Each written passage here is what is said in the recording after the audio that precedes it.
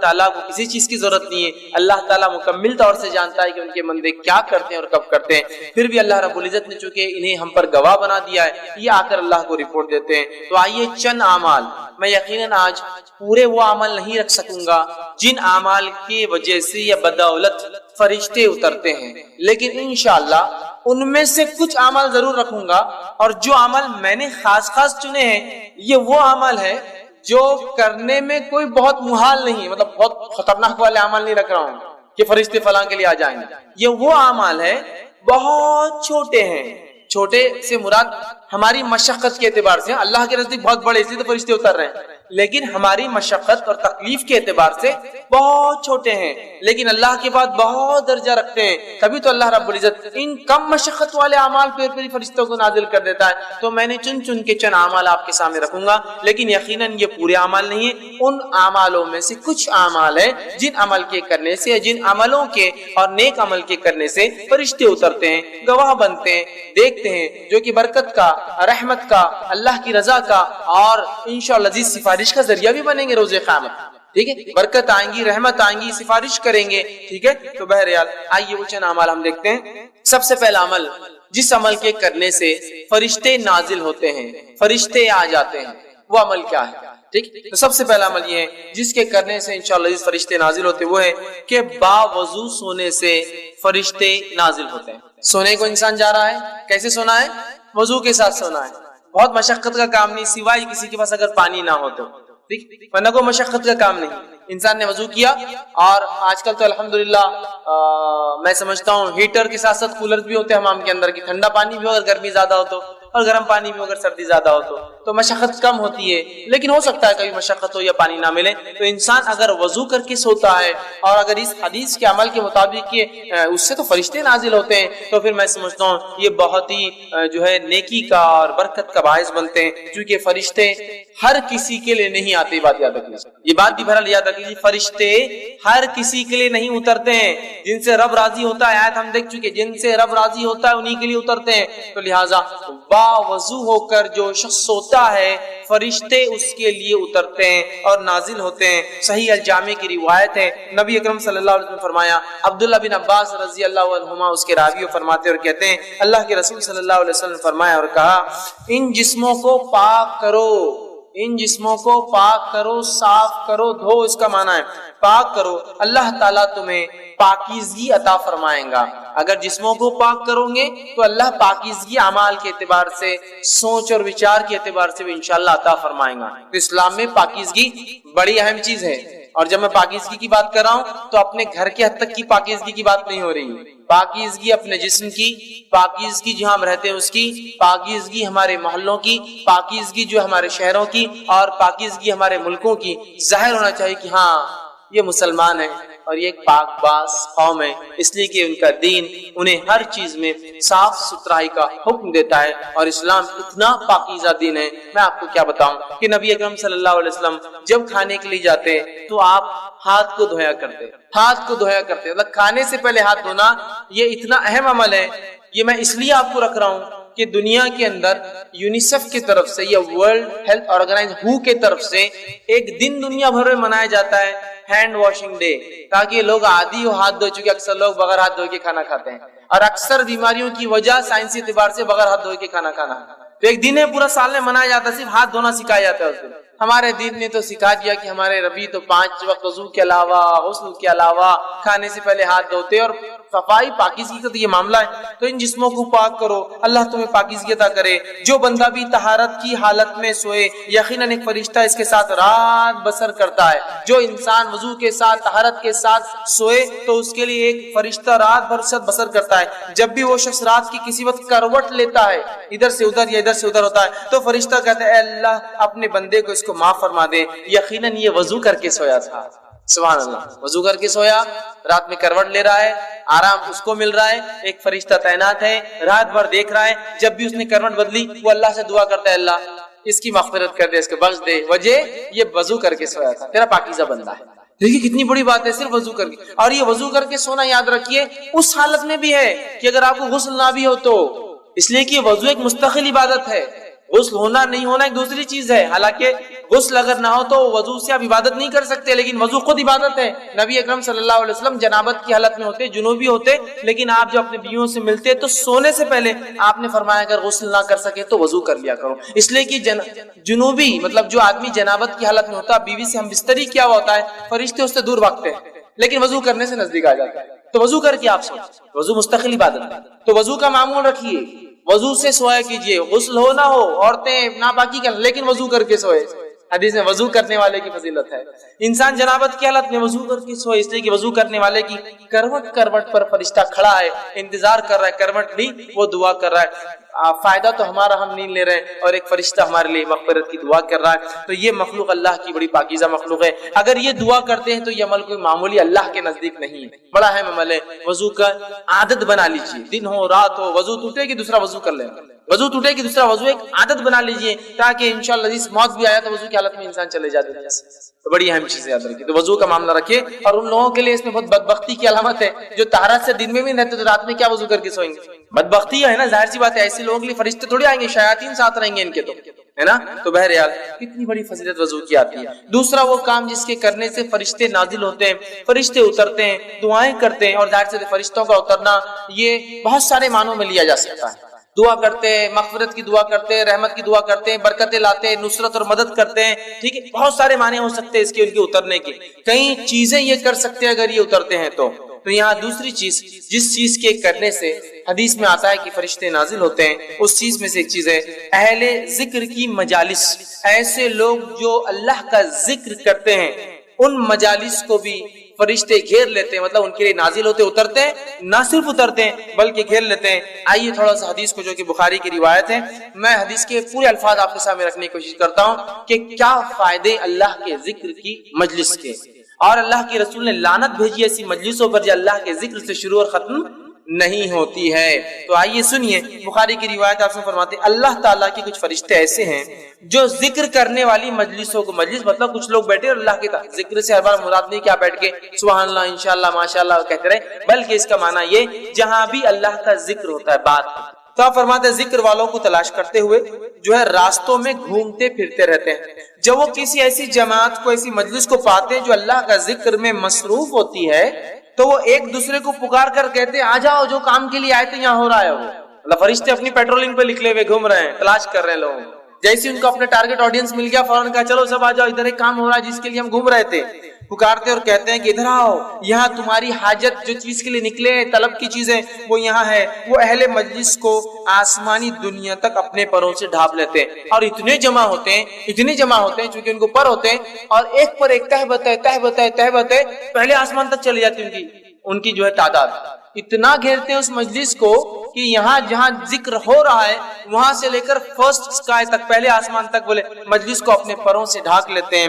جب وہاں سے فارغ ہو کر جو ہے اللہ کے پاس جاتے, مجلس ختم ہو گئی, وہ اللہ کے پاس چلے گئے اپنا کام کر کے, چونکہ ان کا کام یہی ہوتا ہے صرف ذکر والوں کی مجلسوں کو نوٹ کرے اور چلے جائے. تو وہ جو ہے ان کا رب ان سے پوچھتا ہے, حالانکہ اس کو سب پتا ہوتا ہے. اللہ پھر بھی ان سے سوال کرتا ہے, حالانکہ اللہ کو حاجت نہیں, اسے پتا ہے کہ کیا ہوا تھا, سوال کرتا ہے اور جو ہے وہ پوچھتا ہے. اللہ تعالیٰ کہتا ہے میرے بندے کیا کہہ رہے تھے, کیا کر رہے تھے وہ. تو فرشتے جواب دیتے ہیں وہ تیری تسبیح, تکبیر, تحمید اور تمجید بیان کر رہے تھے, تیری بزرگی, پاکیزگی, بڑائی بیان کر رہے تھے وہ لوگ. پھر اللہ تعالیٰ ان سے پوچھتا ہے کیا انہوں نے مجھے دیکھا ہے, کیا وہ لوگ جو میرے بارے میں اتنا کچھ کر رہے تھے کیا مجھے دیکھا ہے. فرشتے کہتے اللہ کی قسم انہوں نے تجھے نہیں دیکھا, اللہ تیری قسم تجھے دیکھا نہیں انہوں نے, لیکن پھر بھی کرتے ہیں دیکھا ہے. اللہ تعالیٰ فرماتا ہے اگر وہ مجھے دیکھ لے تو ان کا کیا حال ہوگا, پھر جب بغیر دیکھے وہ یہ سب کر رہے تھے اپنی مجلسوں میں, تو اے فرشتوں اگر مجھے دیکھ لے تو کیا ہوگا. تو فرشتے جواب دیتے ہیں, فرماتے ہیں فرشتے عرض کرتے ہیں اگر وہ تجھے دیکھ لے تو تیری اس سے بھی زیادہ عبادت کرنے لگیں گے. اگر دیکھ لے, جب نہیں دیکھا تو اتنی کر رہے تھے, اللہ اگر دیکھ لے تو بہت کریں گے. آگے یہ ہوتا ہے اس سے بھی زیادہ تیری بزرگی جو ہے اور اس کی جو بڑائی بیان کریں گے, پاکیزگی بیان کریں گے. تو اللہ تعالیٰ سوال کرتا ہے وہ کیا مانگ رہے تھے, ان کا سوال کیا تھا جو چیز مانگ رہے تھے. فرشتے فرماتے جواب دیتے ہیں وہ تجھ سے تیری جنت مانگ رہے تھے. انسان ظاہر سی بات ہے دنیا میں کوئی عمل کیوں کرتا ہے, جنت کا متلاشی طلبگار ہوتا ہے, تو وہ تجھ سے تیری جنت مانگ رہے تھے. اللہ تعالیٰ فرماتا ہے اور کہتا ہے کیا انہوں نے میری جنت دیکھی ہے جو مانگ رہے تھے مجھ سے. تو فرشتے کہتے ہیں اللہ تیری قسم انہوں نے جنت دیکھی نہیں ہوگی. اللہ فرماتے ہیں اگر دیکھ لے تو وہ کہتے ہیں اگر وہ جنت دیکھ لے تو کیا ہی حال ہوگا ان کا, مطلب اور بڑھ چڑھ کے کریں گے. اگر ایک انسان کو یہ کہا جائے کہ یہ ملیں گا 10ویں پاس ہو جاؤ تو گاڑی دلائیں گے, گاڑی آئی نہیں ہاتھ میں ابھی, تو خوشی کی لہر دوڑ اٹھتی. تو اللہ پوچھتا ہے کیا جنت دیکھی ہے کیا انہوں نے؟ تو وہ فرشتے کہتے ہیں اللہ تیری قسم جنت نہیں دیکھی. تو اللہ پوچھتا ہے اگر دیکھ لے تو کیا حال ہوگا ان لوگوں کا؟ تو وہ جو ہے اسے اگر دیکھ لے تو اس کے لیے ان کی حرص طلب اور شدید ہو جائیں گے. اللہ اگر تو دکھا دے تو بہت شدت سے وہ اعمال کریں گے جس اعمال کی وجہ سے تو جنت دیتا, بہت شدید طلب ان کی بڑھ جائیں گی اور اس میں ان کی رغبت اور زیادہ ہو جائیں گی. اللہ تعالیٰ پوچھتا ہے وہ کس چیز سے پناہ مانگ رہے تھے؟ چلو مانگ تو جنت رہتے لیکن کس چیز سے میری پناہ چاہتے تھے؟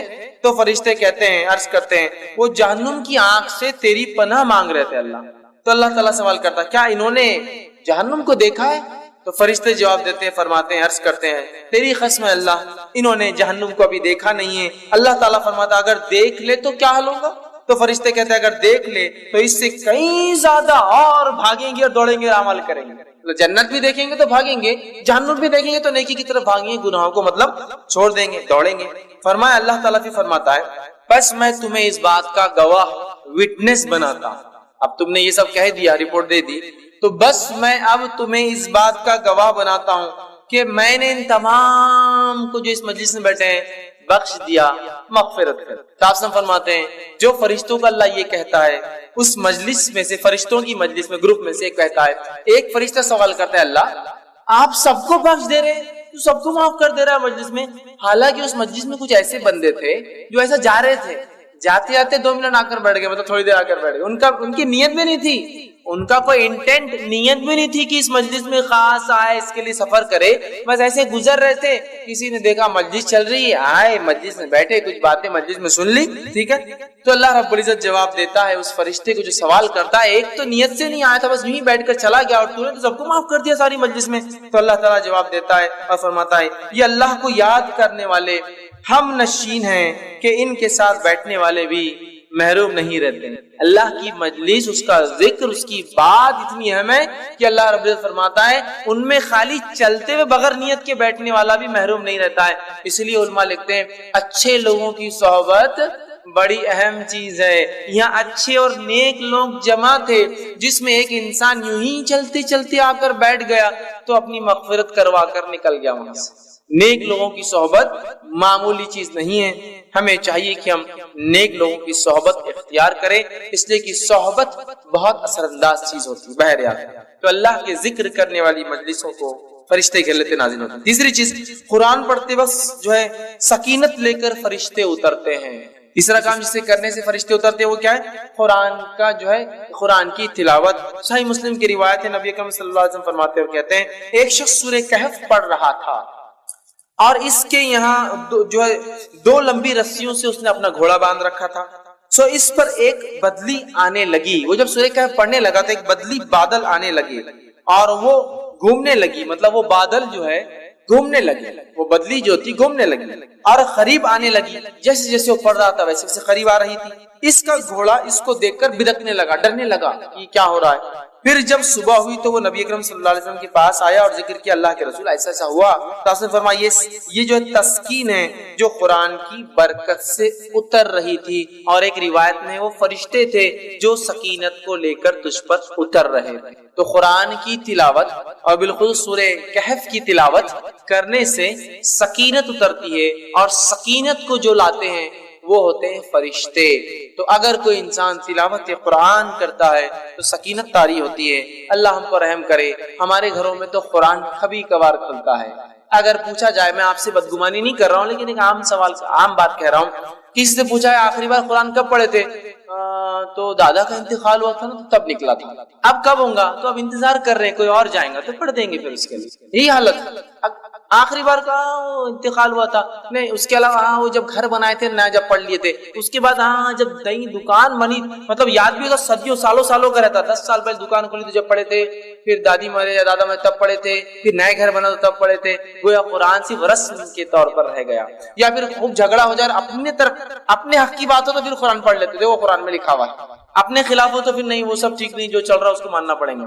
تو قرآن سے آج دوری ہے. صرف قرآن پڑھنے والے کے لیے اگر سکینت اور فرشتے اترتے ہیں تو پڑھ کر عمل کر کے اس کو دوسروں تک پہنچانے والوں کے لیے کیا کیا نہیں ہوتا ہوں. اگر سٹارٹنگ میں یہ حال ہے تو جب شروعات اس درجے کی ہے تو خاتمہ کس انداز کا ہوگا، یہ اندازہ لگا لیجیے. اسی طرح فرشتے جن لوگوں کے لیے اترتے ہیں ان میں سے ایک ہے مسجد میں قرآن پڑھنے اور پڑھانے والوں پر فرشتے نازل ہوتے ہیں. ایک تو قرآن پڑھنا عام، مسجد میں پڑھنا مطلب مسجد ایسی جگہ ہے جہاں اللہ کا ذکر کرنا چاہیے اور قرآن اس میں سب سے افضل ہے، یاد رکھیے بہت افضل ذکر. تو لہٰذا مسجد میں اگر قرآن پڑھے اور پڑھائے، پڑھنے اور پڑھانے والوں کے لیے فرشتے نازل ہوتے ہیں. ابو ہریرہ رضی اللہ عنہ حدیث کے راوی فرماتے اور کہتے ہیں، یہ صحیح مسلم کی روایت ہے، جو شخص، میرا حدیث لمبی ہے اس کا خالی وہ ٹکڑا رکھتا ہوں، جب لوگ اللہ تعالیٰ کی کتاب پڑھنے اور پڑھانے کے لیے اللہ تعالیٰ کے گھروں میں سے کسی گھر میں جمع ہوتے ہیں تو ان پر اللہ تعالیٰ کی رحمت اترتی ہے جو انہیں ڈھانپ لیتی ہے، فرشتے انہیں گھیر لیتے ہیں اور اللہ تعالیٰ فرشتوں میں ان کا ذکر کرتا ہے. تو جب مسجد میں قرآن پڑھا جاتا ہے تو نتیجہ یہ نکلتا ہے کہ اس کے نتیجے میں فرشتے نازل ہوتے ہیں کہ تو قرآن پڑھا جا رہا ہے اور جو ہے اس کو گھیر لیتے ہیں اور اللہ تعالیٰ فرشتوں میں ان لوگوں کا ذکر کرتا ہے جو مسجد میں قرآن پڑھتے یا دوسروں کو پڑھاتے ہیں. ٹھیک ہے، تو ہمیں ایک معمول بنانا چاہیے کہ اللہ کے گھروں میں اللہ کی کتاب پڑھی جائے اور بالخصوص چونکہ ہم لوگ عربی زبان نہیں جانتے، اس کا ضرور اہتمام ہو کہ ہمارے مسجدوں یا گھروں میں جب قرآن پڑھا جائے تو ترجمہ بھی ساتھ پڑھا جائے اور ہو سکے تو ایک قدم اور آگے بڑھ کے تفسیر بھی ضرور پڑھی جائے. اس میں کھلے طور سے کہتا ہوں جو بہتر لگتا ہے پڑھیے آپ کے نزدیک، میں کوئی نام بھی نہیں لیتا ہوں، بس اللہ کی کتاب کو کھولیے چونکہ اللہ کی کتاب کی خصوصیت ہے. علامہ ابن تیمیہ رحمہ اللہ فرماتے ہیں کہ جب کوئی شخص قرآن کی غلط تفسیر کرتا ہے تو اگلی آیتیں فوراً اس کو رد کر دیتی ہے. تو اس لیے ہمارا ایمان اور عقیدہ ہے کوئی اس کی غلط نہیں کر سکتا جب بھی پکڑا جاتا ہے، اور کہیں نہ کہیں لوگ نکل کر پھر صحیح چیز کی طرف آتے ہیں. میں کہتا ہوں پڑھیے تو صحیح، عادت تو ڈالیے نا تم کون سی جماعت کے بلبل کون سا پڑھنا، ارے جو تم کو پسند ہے بھیا، میں بولتا بھی نہیں ہوں کچھ. شروعات تو کرو، پڑھو تو صحیح. نماز پڑھو تو کوئی یہ نہیں بول سکتا نماز پڑھو کا معنی ایکسرسائز کرو، نماز ہی بولیں گا نا. شروع تو ہو، لگو تو صحیح اس کتاب سے، تعلق تو جوڑو، حق کی طرف پہنچ جاؤں گی. لیکن حالت یہ ہے کہ کتاب کھلتی ہی صدیوں میں ہے. کسی گھر میں جا کے کہہ دیا ذرا قرآن لاؤ، بولتا رہے قرآن لاؤ، بولے تو اللہ سیڑھی لاؤ. آپ بولتے قرآن لاؤ، بول رہے تم سیڑھی، وہ اوپر رکھا ہوا رہتا نا وہ وہاں تو سیڑھی لگتی ہے اس کے لیے، وہ تو لیڈر کے بغیر اوپر چڑھ بھی نہیں سکتے ہم. ٹھیک ہے، سیڑھی لا کے اس کو پورا وہ آپ کے ایئر کلینر سے پورا کو صاف کرنا پڑتا چونکہ صدیوں کی دھول ہے. پھر وہ نکل کے آتا اور پھر پڑھا جاتا، پھر تعریف بھی ہوتی ہے ہمارے شگڑ دادا نے وہ لائے تھے تب کا ہے. ارے میرے بھائی سبحان اللہ، اتنے دن کا بچہ کیوں وہ قرآن استعمال ہو کے چونکہ دنیا کے اوراق میں پڑ جاتے ہیں، استعمال کر کے ختم کر دینا تھا، نہ لانا چاہیے تھا. رکھا کیوں کہ اللہ کی کتاب گائیڈ بک جو کتاب رہنمائی دیتی دنیا میں اس کو اتنا صاف ستھرا کیوں رکھا؟ پڑھو، پڑھ کے اس کو جو استعمال کرو، اس کے اوراق ڈھیلے ہوں گے، پھٹ جائیں گے، نئے لانا پڑیں گے. اور یہ مطلوب بھی یاد رکھیں، قرآن کو پڑھنا نہیں، پڑھنے سے اس کتاب کی حالت ہو جاتی ہے نا. دیکھیے جو قرآن بچے طالب علم حافظ بنتے ہیں ان کے قرآن کی حالت دیکھیے کیسی جاتے ہیں، پڑھنے سے اب پیچھے کا ورق پڑ جاتا، سامنے کے 4 صفحے پڑھ گئے، بیچ کے ورق. کیوں؟ اس لیے کہ وہ استعمال کر رہا ہے نا، اس کتاب کو یوز کر رہا ہے نا. تو دنیاوی کاغذ ہے تو خراب ہو جاتا ہے. تو ہماری تو یہ حالت ہے، پڑھنے پڑھانے کا نظم ضرور بانی. اسی طرح وہ عمل جس کے کرنے سے فرشتے نازل ہوتے ہیں اس میں سے ایک عمل ہے سوتے وقت آیت الکرسی کا پڑھنا. اس سے فرشتے نازل ہوتے ہیں اور اتنا سادہ، اتنا آسان، اتنا چھوٹا عمل ہے آیت الکرسی. 10 جملے اس میں، صرف آیت تو ایک ہی ہے لیکن جملے 10 ہے اس کے اندر. 10 جملے، ایک آیت، وہ بھی نہیں ہوتا سوتے وقت ہے نا. اور ویسے بھی بہت سارے لوگوں کو ذکر کا موقع کہاں ملتا، ٹی وی دیکھتے دیکھتے آنکھ بند ہوتی، ٹی وی چالو ہے، آوازیں چالو ہے، جب تک آوازیں آئی نہیں تو نیند بھی نہیں آتی. سائیکولوجیکل ڈسٹرب ہو گئے اس کو دیکھ کر، اطمینان کھو بیٹھے ہیں، شور کے اندر نیند آتی.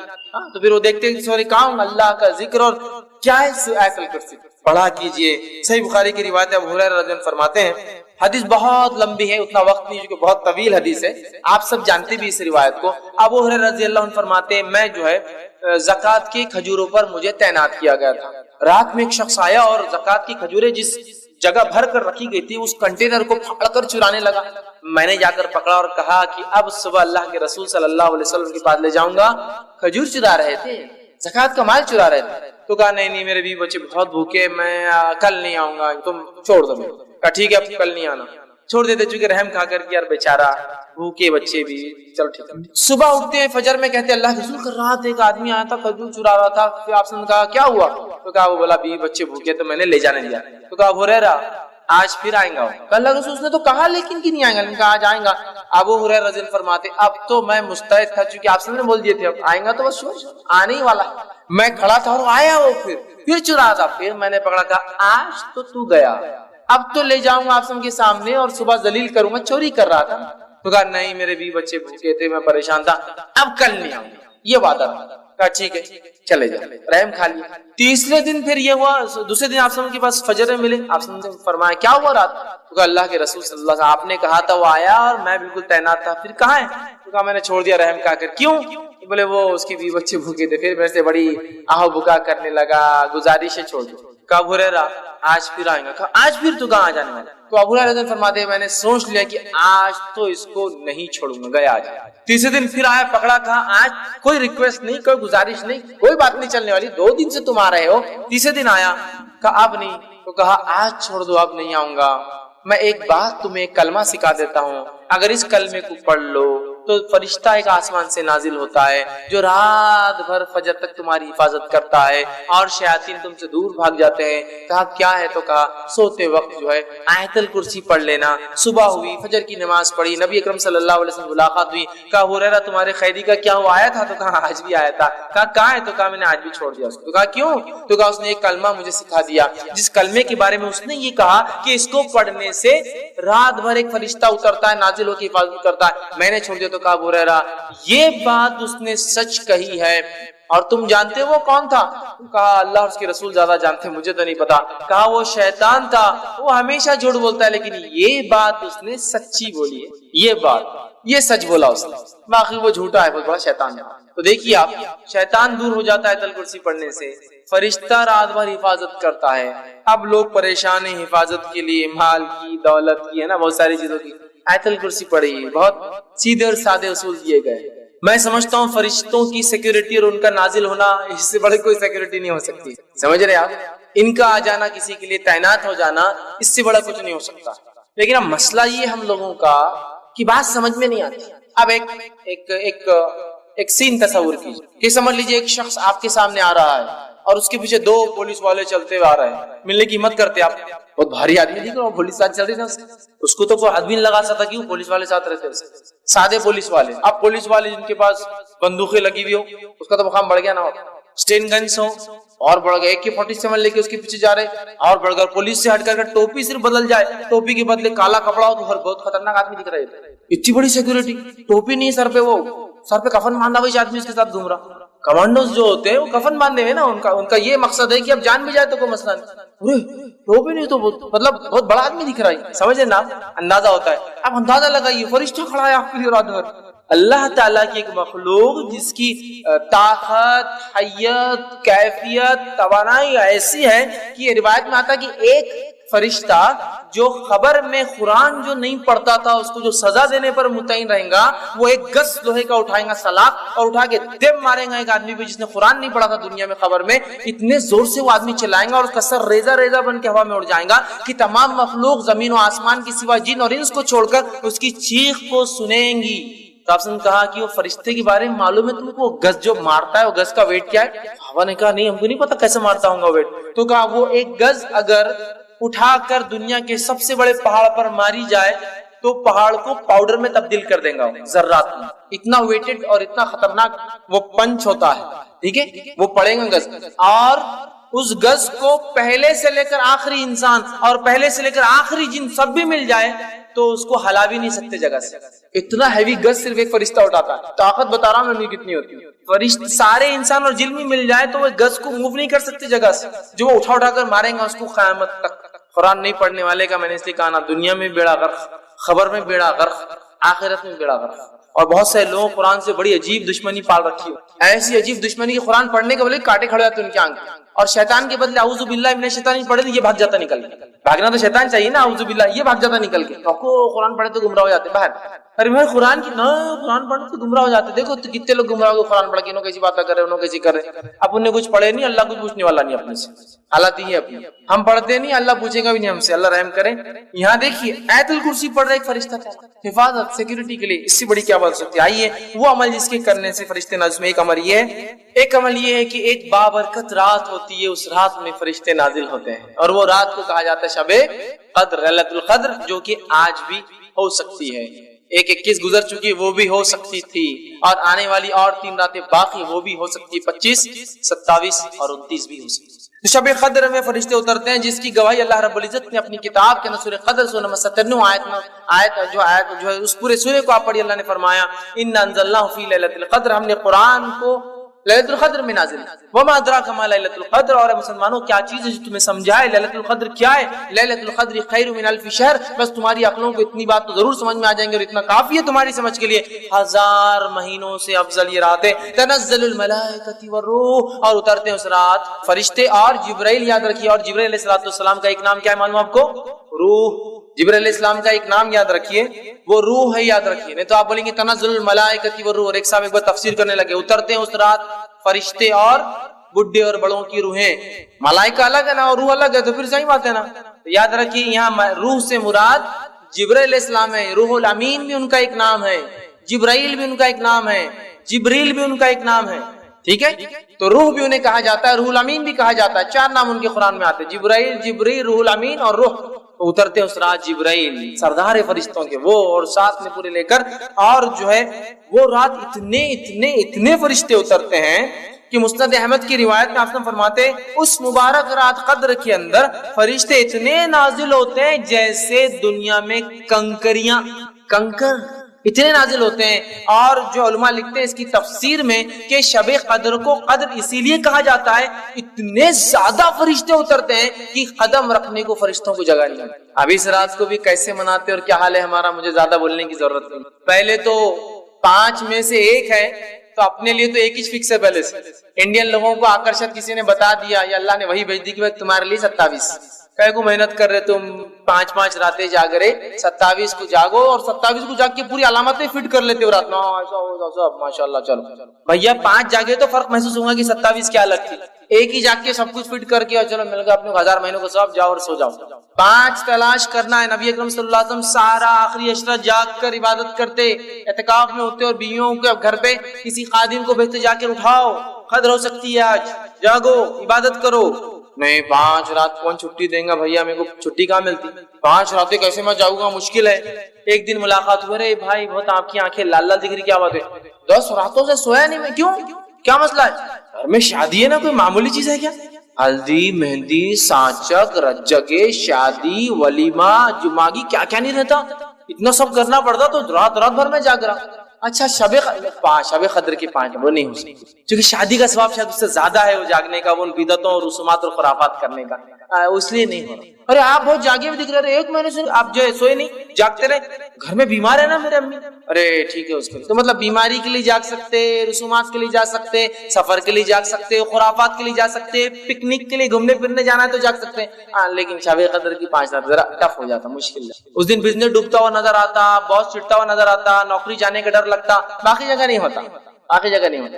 اس رات اترتے ہیں, بہت بابرکت رات ہے, مبارک رات ہے. صحیح بخاری کی روایت میں فرماتے کہتے ہیں جس شخص نے حالت ایمان کے اندر جو ہے ثواب کی نیت سے شب قدر میں قیام کیا, عبادت کی, نماز پڑھی, غفر لہ ما تقدمت من ذنبک, اللہ پچھلے گناہ معاف کر دیتا. بہت بابرکت رات ہے. اسی طرح وہ عمل جن کے کرنے سے فرشتے نازل, اس میں سے ایک عمل یہ ہے استقامت, جم جانا اپنے دین پر, اس سے بھی فرشتے نازل ہوتے ہیں. اللہ رب العزت سورہ فصیلت سورہ نمبر 41 آیت 30 میں فرماتا کہتا ہے ان الذين قالوا ربنا الله ثم استقاموا تتنزل عليهم الملائكه الا تخافوا ولا تحزنوا وابشروا بالجنه التي كنتم توعدون. اللہ فرماتا کہتا ہے بے شک جن لوگوں نے یہ کہا کہ ہمارا رب اللہ ہے, اور تم مستقیم, اور اس پر جم گئے, استقامت حاصل کری, تتنزل عليهم الملائکہ, تو ان کے اوپر اترتے ہیں فرشتے, اللہ تخافوا, اور کہتے ہیں اگر خوف مت کھاؤ, وتحزنوا, اور غم بھی مت کھاؤ, ڈرو بھی مت, خوف بھی مت کھاؤ, پریشان بھی مت ہو, وابشروا, اور بشارتیں دیتے ہیں جنت کی جس کا تم سے وعدہ کیا جا رہا ہے. کتنی بڑی بات ہے استقامت, دین پر جم جانے کو. اب استقامت تو بڑی دور کی بات ہے, دھکے دھکے پر ایمان آ رہا اور جا رہا, استقامت مطلب جم جانا، ڈٹ جانا۔ صحیح مسلم کی روایت ہے، ایک صحابی اور اللہ کے رسول صلی اللہ علیہ وسلم مجھے کوئی ایسی وصیت اور بات بتائیے جس کو میں مان لوں آپ کی کہ میں جو ہے یہ بات کو ہمیشہ کروں اور میں جو اس پر عمل پیرا ہوں۔ تو آپ نے فرمایا قل آمنت باللہ، تو یہ کہے کہ اللہ پر ایمان لا، ثم استقم، پھر جم جا اس کے اڑ جا اپنے دین پر اور اسلام پر، کہ دنیا گئی تو گئی، نوکری گئی تو گئی، معاملات دنیا جو سمجھے لوگ میرے بارے میں جو کہتے اگر میرے دین نے کہا ہے ثم مستقیم، جم گیا میں اس کے اوپر، اب مجھے کوئی ہلا نہیں سکتا۔ یہ بڑی اہم چیز۔ ارے بھیا اتنی بڑی داڑھی رکھ لیا تو نے، داڑھی کو کسٹمر تھوڑی آئیں گے سٹا صاف۔ کسٹمر بولے تو بہت بڑا اس کا مقام رہتا نا۔ استقامت، جم جائیے، اس دن کو آپ سمجھتے ہیں، توکل کر لیجیے پھر اللہ پر، سب کچھ یہ کرنے والا ہے۔ کوشش نہیں چھوڑنا ہے، لیکن میں یہ نہیں کر رہا ہوں کہ آپ کچھ نہیں گھر میں پڑے رہیے، کوشش کرتے رہیے۔ تو بہرحال استقامت جو اختیار کرتا ہے، فرشتے نازل ہو کے خوشخبریاں دیتے ہیں، غم مت کھاؤ، ڈرو مت، کچھ نہیں ہوتا، تسلی دیتے ہیں۔ جس کے ساتھ کیفیت حالات واقعہ تو وہ جانتا کیسی تسلی فرشتے اس کو، سکینت طاری ہو جاتی جب دنیا پریشان ہے، وہ چونکہ اس کو فرشتے بشارت دے رہے ہیں، سکون طاری کر رہے ہیں۔ اسی طرح وہ عمل جس سے کرنے سے فرشتے نازل، وہ ہے تہجد گزار، جو رات میں اٹھ کر نماز پڑھتا ہے تہجد کی، اس کے لیے فرشتے اترتے ہیں۔ اور صحیح مسلم کی روایت ہے، نبی کریم صلی اللہ علیہ وسلم نے کہا جسے خوف ہو کہ آخری شب میں وہ نہ اٹھ سکے تو وہ اول شب میں پڑھ لے، مطلب رات کی نماز جو اول شب میں پڑھ لے، جلدی پڑھ لے۔ اور جسے آرزو ہو کہ آخر شب میں اٹھے تو یہ تو افضل ہے، تو آخر شب میں اٹھ کر تہجد کی نماز پڑھے، اس لیے کہ آخر شب کی نماز ایسی ہے کہ اس میں فرشتے نازل ہوتے ہیں اور وہ افضل ہے۔ تو تہجد اول بھی پڑھی جاتی ہے، عشاء کے بعد پڑھی جا سکتی ہے، اور آخری وقت اس کا سحر کا آخری وقت ہے تب بھی پڑھی جا سکتی ہے، اور اگر آخری وقت میں پڑھو تو فرشتے حاضر ہوتے ہیں۔ دیکھیے تہجد جو شخص پڑھتا ہے فرشتے حاضر ہوتے ہیں اس کے۔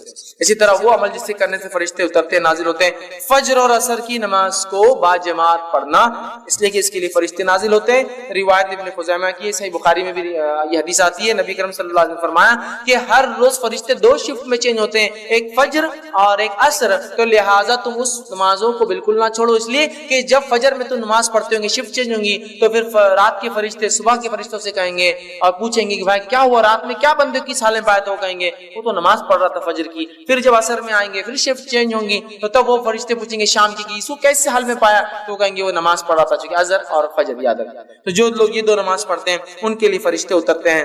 اور جو ہے ابن خزیمہ کی روایت میں الفاظ اضافی یہ ہے کہ فرشتے کہتے ہیں اے الہی انہیں قیامت کے دن معاف فرما۔ جو لوگ فجر اور عصر کی پڑھتے ہیں فرشتے ان کے لیے کیا کہتے ہیں، اللہ ان کو معاف کر دے۔ اسی طرح وہ عمل جس سے کرنے سے فرشتے نازل ہوتے ہیں، اس میں عمل ہے جمعہ میں اول وقت میں مسجد میں پہنچنا، اس عمل سے فرشتے نازل ہوتے ہیں۔ جمعہ کے دن اول وقت سب سے پہلے مسجد میں آنا، صحیح بخاری کی روایت ہے، نبی اکرم صلی اللہ علیہ وسلم فرماتے ہیں کہ جمعہ کے دن جو ہے فرشتے مسجد کے دروازوں پر کھڑے ہو جاتے ہیں، مطلب اتر جاتے ہیں اور کھڑے ہو جاتے ہیں، اور ہر داخلہ کرنے والے کا نام رجسٹر کرتے لکھتے رہتے ہیں، یہ آیا یہ آیا۔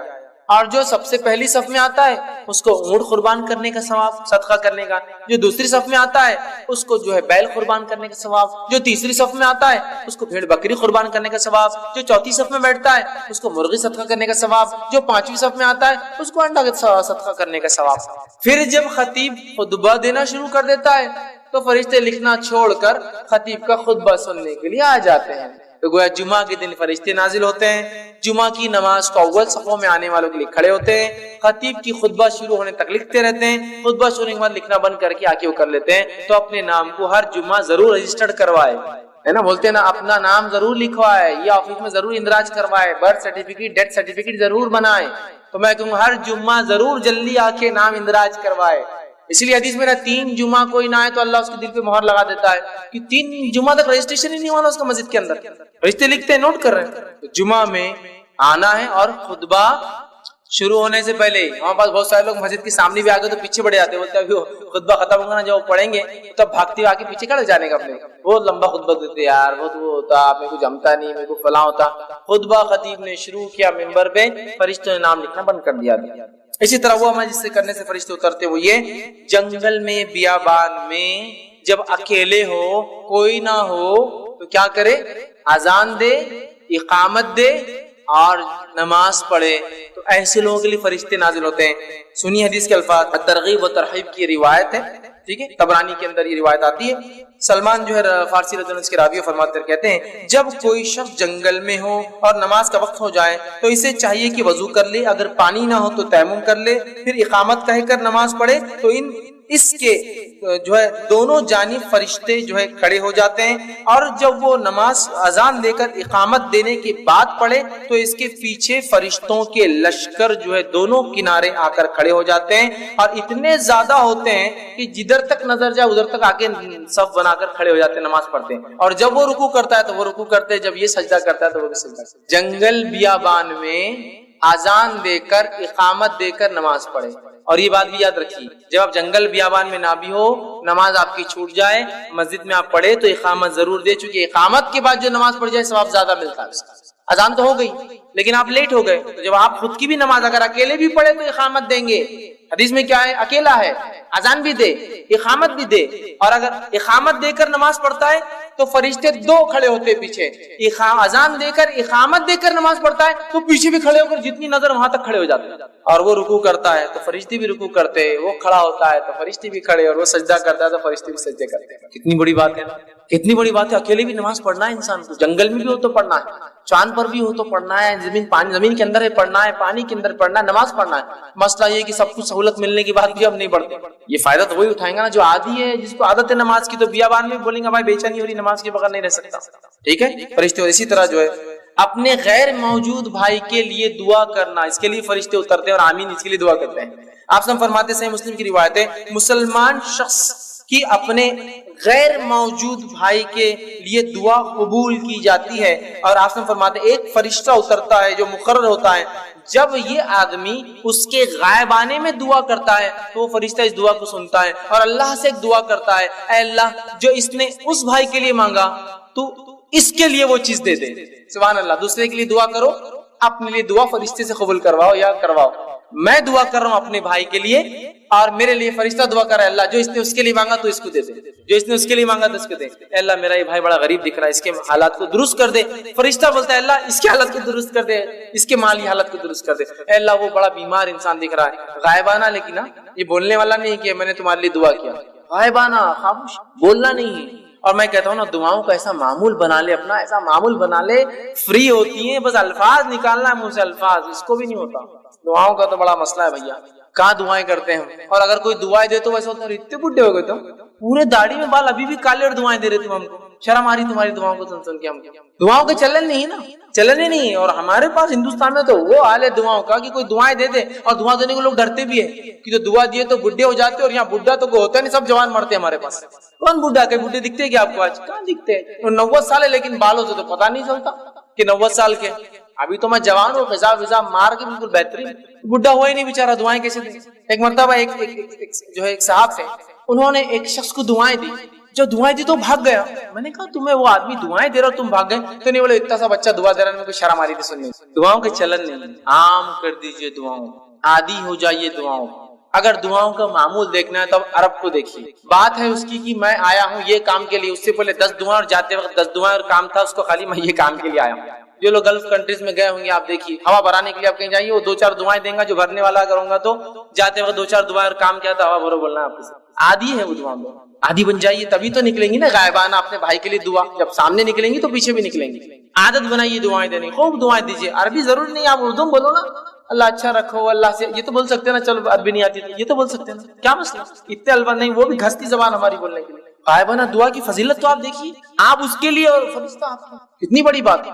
دعاؤں کا معمول ہر جگہ، دعاؤں کا معمول بنا عادی بنا لیجیے. دعائیں نکالیے. ایمبولینس جا رہی ایک سامنے سے، کوئی نہ کوئی ہے خطرے میں ہے، اے اللہ اس کو شفا اور صحت دے، ورنہ چل گیا تو کیا کریں گے؟ ایمرجنسی میں دکھ رہا نا، ایمبولینس میں جا رہا، نکلنا چاہیے دعا دل سے. غائبانہ دعا ہوں گی اس کے لیے، آپ نہیں پتا کون ہے بیچارہ. تو دعاؤں کے عادی ہوں گے تو جب ایمبولینس دعا نکلی. دعائیں کا مسئلہ ہے نا بڑا. دعائیں دیجیے، کثرت سے دیجیے، غائبانہ دیجیے، فائدہ اٹھائیے. فرشتہ اترتا ہے، سنتا ہے، آمین کہتا ہے اور اللہ سے کہتا ہے اللہ اس کو وہ دے جو اس نے اپنے بھائی کے لیے مانگا. بہت بڑی بات ہے، یاد رکھیے بہت بڑی بات ہے فرشتوں کا ہمارے لیے دعا کرنا. وہ عمل جس سے کرنے سے فرشتے نازل ہوتے ہیں، دعائیں کرتے ہیں. اس میں سے ایک عمل یہ اللہ کے لیے کسی بھائی سے ملاقات کے لیے جانا. اللہ کے لیے کسی بھائی سے ملاقات کے لیے جانا. صحیح مسلم کی روایت ہے، آپ سن فرماتے اور کہتے ہیں ایک آدمی دوسری بستی کی طرف جانے لگا اپنے ایک دینی بھائی سے، مسلمان بھائی سے ملنے کے لیے. تو اللہ تعالیٰ نے راستے میں ایک فرشتے کو تعینات کر دیا اس کی آزمائش کے لیے، اس سے پوچھنے کے لیے کر دیا۔ جب وہ اس فرشتے کے پاس پہنچا تو اس فرشتے نے پوچھا کہاں جا رہے ہو؟ تو اس شخص نے کہا میں اس بستی میں اپنے بھائی سے ملنے کے لیے جا رہا ہوں۔ فرشتے نے پوچھا کیا تو نے اس پر کوئی احسان کیا ہے جس کی وجہ سے تو وہاں جا رہا ہے؟ جیسا کچھ لینا ہے اس سے، کوئی احسان پیسہ دیا ہوا تو ادھار واپس لینے جا رہا، کچھ کرنے، احسان کیا ہے؟ تو اس پر کوئی احسان کیا ہے جسے تو بڑھانا چاہتا ہے یا لینا چاہتا ہے؟ کہا نہیں، بس میں اتنی سی بات کے لیے جا رہا ہوں کہ اللہ تعالیٰ مجھ سے راضی ہو جائے، اس خاطر چونکہ میں اس سے اللہ سے محبت کرتا ہوں اور میرا رب مجھ سے راضی ہو جائے بول کر میں اپنے اس بھائی سے ملاقات کے لیے جا رہا ہوں۔ وہ اس کا رشتہ دار نہیں، دینی بھائی ہے، ملاقات کے لیے جا رہا ہوں جس طرح تو نے رضا کی خاطر، فرشتے نے جواب دیا جس طرح تو نے رضا کی خاطر اپنے بھائی سے تو محبت کی خاطر جاتا ہے، تو وہ فرشتہ دعا دیتا ہے اور کہتا ہے کہ محبت کی ہے اس لیے تو جا رہا ہے اپنے بھائی سے، اللہ تعالیٰ بھی تجھ سے محبت فرماتا ہے، تجھ سے محبت کرتا ہے۔ فرشتہ نازل ہوا اس شخص کے لیے جو اپنے بھائی سے صرف اللہ کے لیے ملنے ہے نا۔ تو یہ بھی معمول بنائیے، اپنے دوست، رشتہ دار، احباب، رشتہ دار تو اور زیادہ حقدار ہے، لیکن ایسے لوگ جو دینی اعتبار سے ہے ملاقات کیجیے ان سے جا کر، یہ بڑا افضل عمل ہے۔ اللہ کے فرشتے نازل ہوتے ایسے لوگوں کے لیے، دعائیں کرتے اور اللہ محبت کرنا شروع کر دیتا ہے۔ ٹھیک ہے، اسی طرح جو ہے وہ شخص جس کے لیے فرشتے نازل ہوتے ہیں ان میں سے ایک ہے لوگ اس سے رشتہ توڑے اور وہ ان سے رشتہ جوڑے رکھے، لوگ اس سے رشتہ توڑے اور وہ ان سے رشتہ جوڑے رکھے، ایسے لوگوں کے لیے بھی فرشتے نازل ہوتے ہیں۔ صحیح مسلم کی روایت ہے، ابو ہریرہ رضی اللہ عنہ فرماتے کہتے ہیں کہ اللہ کے رسول صلی اللہ علیہ وسلم نے کہا کہ آپ کے پاس ایک شخص آیا اور اس نے کہا اللہ کے رسول میرے کچھ رشتہ دار ہیں کہ میں ان سے تعلق جوڑتا ہوں اور مجھ سے تعلق توڑتے ہیں، میں ان سے حسن سلوک کرتا ہوں وہ میرے ساتھ برا سلوک کرتے ہیں، میں ان کے ساتھ تحمل اور بردباری مطلب معاف کرتا ہوں، درگزر کرتا ہوں، ظاہر کرتا ہوں اور وہ میرے ساتھ نادانی سے پیش آتے ہیں۔ آپ نے فرمایا اگر ایسا ہی ہے جیسا تو بتا رہا ہے کہ وہ ایسا کرتے ہیں تیرے ساتھ، تیری اس کی بات کہتا ہے، تو گویا ان کے منہ میں تو راکھ ڈالتا ہے، گرم راکھ، تیرا یہ اتنا اچھا عمل ان کے منہ میں تو انگار ڈال رہا ہے اس عمل کی وجہ سے، مطلب وہ توڑتے ہیں تو نہیں توڑتا۔ پھر فرمایا ان کے مقابلے میں تیرے ساتھ ہمیشہ اللہ کی طرف سے ایک مددگار رہے گا جب تک تو اس عمل پہ باقی ہے۔ کب تک ایک مددگار اللہ کی طرف سے تیرے ساتھ رہیں گا؟ جب تک وہ رشتہ توڑے اور تو جوڑتے رہے، ایک فرشتہ تیرے ساتھ ہمیشہ مددگار بن کر رہے گا۔ سیکورٹی فرشتہ ہے آپ کے ساتھ، بڑی اہم بات ہے، بہت اہم چیز یاد رکھیے۔ علی بن ابی طالب رضی اللہ عنہ کو ایک بار کہا گیا کہ آپ خلیفہ ہیں، پروٹیکشن لے لیجیے، حفاظت کے لیے کچھ لوگ رکھتے ہیں، تو کہا اللہ نے فرشتے تعینات کر رکھے ہیں، جب تک وہ رہیں گے کوئی مجھے نقصان نہیں پہنچا سکتا، جب اللہ انہیں حکم ہٹنے کا دے دیں گا تو کوئی مجھے بچا نہیں سکتا، تو کوئی زیادہ فائدہ ہونے والا نہیں ہے اس حفاظتی دستے رکھ کر۔ کتنی اہم بات ہے، یہ بڑی اہم بات ہے۔ اسی طرح مریض کی عیادت کو جانے سے فرشتے نازل ہوتے ہیں، مریض کی عیادت، بیمار۔ مسند احمد کی روایت ہے جو آپ سے فرماتے ہیں جب کوئی مسلمان دن کے کسی گھڑی میں اپنے بھائی کی عیادت کرے تو اللہ تعالیٰ کے 70,000 فرشتے اللہ بھیجتا ہے۔ کتنے فرشتے بھیجتا ہے؟ 70,000 70,000 فرشتے بھیجتا ہے، اور وہ فرشتے اگر دن میں جاتا ہے تو شام تک دعائیں مغفرت کرتے ہیں، اور اگر شام میں جاتا ہے تو صبح تک دعائیں مغفرت کرتے ہیں۔ کس شخص کے لیے؟ جو بیمار کی عیادت کرنے جاتا ہے۔ اللہ تعالیٰ اس کی بھی ہمیں توفیق دے۔ بیمار کی عیادت محال ہوتا ہے ہمارے لیے، لوگ زندگیاں مر جا رہے ہیں، مطلب عیادت کرنے سے پہلے گزر بھی جا رہے ہیں، لیکن وقت جائیے 70,000 فرشتے اترتے ہیں اور اس پورے دن دعائیں کرتے اللہ اس کی مغفرت کر، اس کو بخش دے، اس کو معاف کر دے، اس کے گناہ معاف کر، اور صبح سے شام تک، اور شام میں گیا تو صبح تک، سمجھ رہے آپ؟ اور کچھ صحابہ کو تو یہ معمول تھا اگر شام ہونے لگتی، مطلب ابھی دن کا آخری وقت ہوتا تو عیادت کو نہیں جاتے، بولتے رک جاؤ شام ہونے کے بعد جائیں گے تاکہ صبح تک مغفرت کی دعا کریں گے نا فرشتے۔ تھوڑا ٹائم باقی، اب سمجھ لیجیے مغرب نہیں ہوئی، مغرب سے 15 منٹ ہے، تب سورج غروب ہوگا، دن بدل جائے گا نا شام، تو رک جاتے تھے کہ کیوں؟ کہ تو دن بھر کا ہے نا، رات کریں گا تو رات بھر، مغرب کی بات کریں گا تو فجر تک، اور فجر کی بات کریں گا تو مغرب تک، تو رک جاتے تھے تھوڑا سا اور پھر شام ڈھلنے کے بعد جاتے تاکہ رات بھر فرشتے دعا کریں۔ 70,000 فرشتوں کی دعا چاہیے، آسان عمل ہے، مریضوں کی عیادت کریں۔ لوگ اپنے دین کی دعوت و تبلیغ اس کام کے ذریعے کر رہے ہیں، بڑا اہم عمل ہے، چھوٹا سا عمل ہے، بڑا اہم عمل ہے، اس لیے کہ جب بیمار انسان ہوتا ہے نا، وہ کسی کی بھی کوئی بھی بات میں آ جاتا ہے، بیمار کو آپ کہیں یہ کر لیے وہ کر لیتا، یہاں خرچ کیجیے کر لیتا، یہ دے دیجیے دے دیتا، وہ کھا لو کھا لو، چونکہ اس کو شفا چاہیے، اس کو بیماری سے نجات چاہیے نا۔ ایسے موقع پر اگر حق والے لوگ نہیں جائیں گے تو پھر کون جاتے؟ باطل چلے جاتے، کچھ بھی سنا دیتے، کوئی بھی طریقہ بتا دیتے ہیں، پھر آپ بولتے ارے وہ ایسا کر رہا ہے، وہ غلط ہے، تو بھائی آپ جا کے بتاؤ نا، بیماری ایک موقع ایسا ہوتا ہے، لوگ سنتے ہیں، جانا چاہیے ادھر، ٹھیک ہے۔ اسی طرح جو وہ عمل جس سے کرنے سے فرشتے نازل ہوتے وہ یہ، ایک شخص تھے جو بہت نیک و سعادت مند تھے، ان کے جنازے میں جو ہے فرشتے شامل ہوئے، بہت نیک انسان تھے، اور جو ہے یہ روایت جو ہے سنن ابو داؤد کی ہے، لیکن حدیث کے اندر وہ کون صحابی تھے ان کا کوئی تفصیلات تذکرہ نہیں ہے، لیکن ایک نیک انسان تھے۔ نبی اکرم صلی اللہ علیہ وسلم کے جنازے میں پیدل چلنے لگے، صحابہ نے کہا اللہ کے رسول سواری پہ چلیے نا، آپ تھک جائیں گے، آپ نے کہا نہیں، پھر واپس آنے لگے تو پھر کہا اللہ کے رسول صلی اللہ علیہ وسلم سواری پہ چلیے نا، تھک جائیں گے۔ اس سے پتہ چلا بوڑھا انسان یا بیمار انسان سواری پر بھی قبرستان جا سکتا ہے۔ پھر جب آئے تو کہا اللہ کے رسول آپ نے آج ہماری سواری نہیں لی، ہم تو چاہ رہے تھے کہ آپ سواری پہ جانا، سواری پہ جانا۔